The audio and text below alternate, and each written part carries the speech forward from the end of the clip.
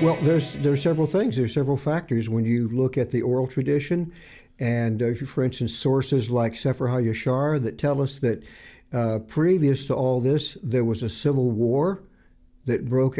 Not a civil war. There was a war that Egypt was forced into going into, that was actually prompted by the enemies of the Jewish people. And that they actually, it was almost like a D-Day where these combined armies came down into Egypt on the eastern frontier, and the Egyptians and the Israelites all went out and they made the Israelites stay in the rear and say, if we run into problems, we'll call you up for replacements. This is actually outlined in Sefer HaYashar.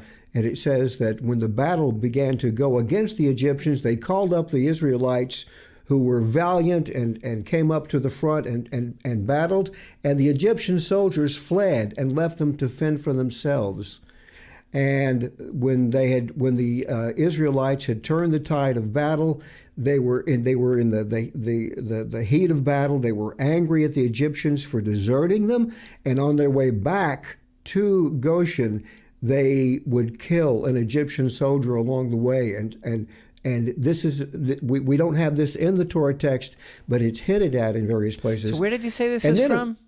This is in Sefer HaYashar. This is a book that is mentioned twice in your Tanakh, 2 Samuel 1:18 and Joshua 10:13. Actually, just for to be fair, there is a question if that is the Sefer Yashar that it's being referred to. But in any event, the Sefer Yashar that you are referring to, which I know you really love consulting, and I know you've actually published it yourself, your publishing company, it is definitely a very important and ancient text.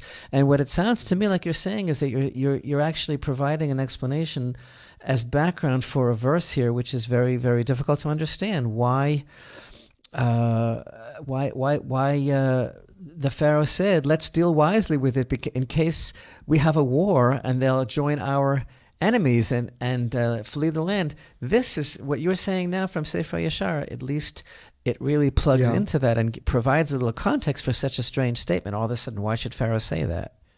Yeah, and I think it's a good source because our sages speak of it in the wonderful 18-volume Torah anthology called Me'am Loez. They often reference Sefer HaYashar, and they speak of these very same things.